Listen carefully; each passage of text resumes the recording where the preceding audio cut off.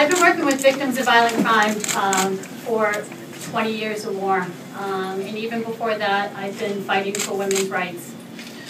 I think, you know, the scare tactics that are involved, I think have to stop, where, as women, we all know that Scott is pro-choice, but there are more choices out there. You know, we've got to think of our kids, we've got to think of our communities, we need jobs, we need the economy, you know, to do well. I'm the mother of 3 children. I have a son who graduated from college with thousands in student loan debt, wondering if he could find a job. I've got a son who will be leaving high school, he'll be graduating high school this year. He's thinking about the military.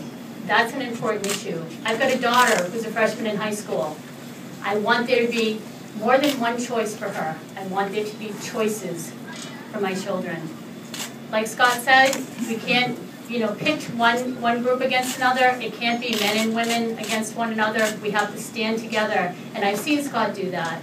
Back in 2003, when I first met Scott, he was a senator up on Beacon Hill. Met him when we advocated for laws to protect our communities.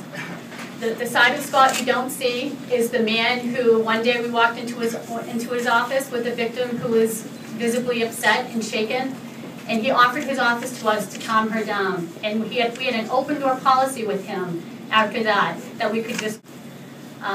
These are issues that are all very important to us.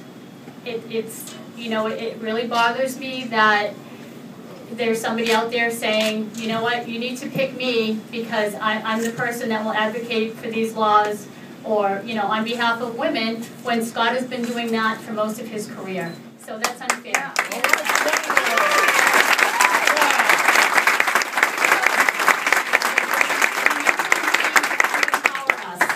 To do more. We don't need someone to scare us. And as women, you know, we need to talk to our sons and daughters.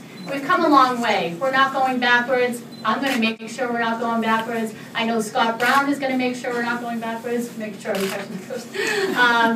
So, you know, we all need to stand together, not fall for the scare tactics, and vote accordingly. So, you know, I am proud to stand here with my friend Scott and endorse him as a woman, as a mother, and as somebody who has advocated for victims of violent crime for a long time. So.